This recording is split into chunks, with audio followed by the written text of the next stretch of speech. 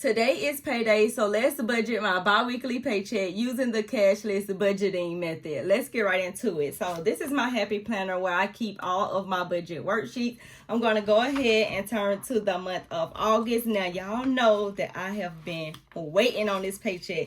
This paycheck is very special to me because I actually got back pay on it from my job. So I've been looking forward to this paycheck, and I'm so glad that I get to create this video because I need help with something. But let's get right into the first thing that I actually do is take out my budget worksheet. I have a paycheck budget worksheet right here that I plan out every single one of my paychecks. So when I come to my paycheck budget worksheet, the first thing I'm going to do is put the date, of course. What is my pay date? I got paid on August 29th. And the next thing I do is I focus on the income. How much money do I have left remaining in my checking account? And then how much money do I have coming in for as what my paycheck was?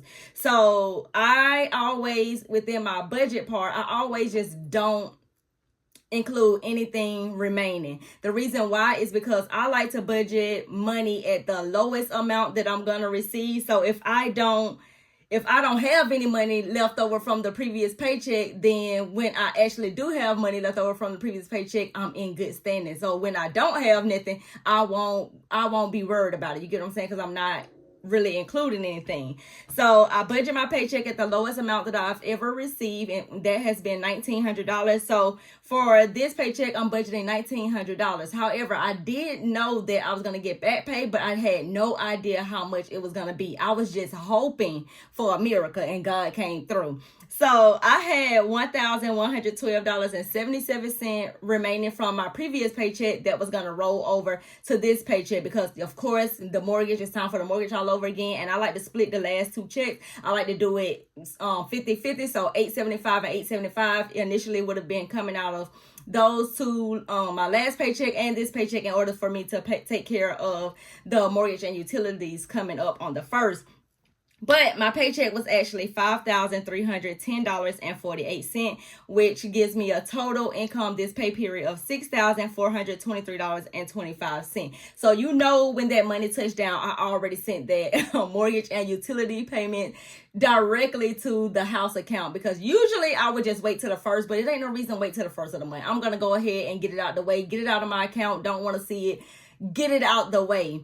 Now, what I like to do on my worksheet is basically plan out the rest of this paycheck with the amount of bills that I have coming up until the next time that I'm paid. So how do I do this? I go to my bill calendar or my budget calendar, and I look at all of the bills up until the next time that I'm paid. So I know that I was paid on the 29th. I know those bills are supposed to come out, and then I go ahead and look at September and see, because the next time that I'm actually paid is September 12th. So I've already done my budget for September, y'all. Like, I am not playing around when it comes to this budget and stuff. I want to be on top of it. So I know that all of these bills are supposed to come out, and I was looking at it like, oh my God, I'm gonna have a whole lot of money remaining within this paycheck. So I need to figure out something. I need to come up with a plan, because this is not free money for me. This is not free money for me, and I definitely don't want to eat up the budget. Now, I have done really good with closing out my budget for the month of August, and I want to stay on task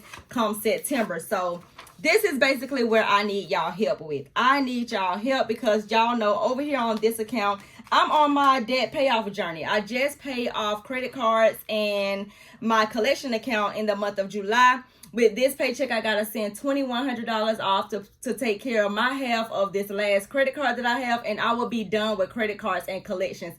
So give myself a clap for that, with being done with the credit cards and the collection account. Now, the only debt that I actually have is my house and student loans, and that's where I'm just like, you know what are we gonna do? What are we gonna start on? Are we gonna focus on the student loans, or are we gonna focus on the house? I don't know where I'm going to start, but let me tell you, with this paycheck, and I like to do what is called a zero-based budget, but with this paycheck, because there's so much money left, I don't know what to do. I'm going to be completely honest. I don't know what to do. That's why I'm asking for any suggestions. And I'm asking for your help. Because when I take my income and I subtract all of my bills and expenses, because my bills and expenses for this pay period comes up to $2,364.22. I am left with $4,059.03. So I'm going to pop up on the screen all of my student loans, because I have about like maybe 15 different student loans, and I'm going to attack them from the smallest student loan to the largest student loan. And then I also still want to send some extra money to the house, to the principal of the house, to try to get my house paid off quicker. Now, I'm in a situation, because I don't know if you can tell that I'm sweating or not, but my AC in my house have officially went out. My stove have went out. When I plug up anything in a socket that I guess have so much voltage, the lights start dimming and things like that. So basically where I'm getting to, I think we're in an emergency over here. I think we're in an emergency because, first of all, no AC, and it is hot as heck in Georgia. Right now it's saying that it's about 82 degrees in my house. And I don't know how much longer I can take this. I know fall is right around the corner, but I think I'm going to have to either use some of this money or dip into my emergency fund and actually pay someone to come out and check the breaker. What I've been getting from a lot of the people that I know, friends that have had the same issues, where if they plug up something, the lights start dimming or things start, stop working. And then when you take it out, things just go back to regular. People are telling me it may be a shortage in my circuit. It may be the circuit breaker. It may be the breaker. It may be, I don't know what it may be, but I know it's going to cost us some money. So I'm just thinking about maybe just focusing on one student loan for the with this paycheck, and then put in at least maybe just $100 towards the house, towards the principal, and just basically trying to figure out this heat and air situation before anything gets worse or I blow something. I don't know.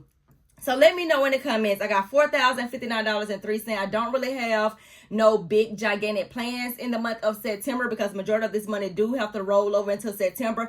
I was thinking about just going ahead and put money aside in my checking account just for all of my bills and expenses for the month of September. So for September, I'm budgeting what is it? Dang, I don't even know the whole amount. Maybe I can add it up. So for September, my savings, I'm budgeting $457.56, which is automatically coming out of my paycheck. So I'm not worrying about that. I'm worrying about the bills and expenses. So for my home category, $2,665.32, $300 for food, $200 for gas, $61.98 for subscriptions, $4 for debt, and then the total bill is $3,231.30. So I could just go ahead and switch over $3,231.30 and just be done with the month of September and just use that whatever I have left. What is it, about $1,000 left, and just see what is going on with this AC unit, what is going on with this breaker.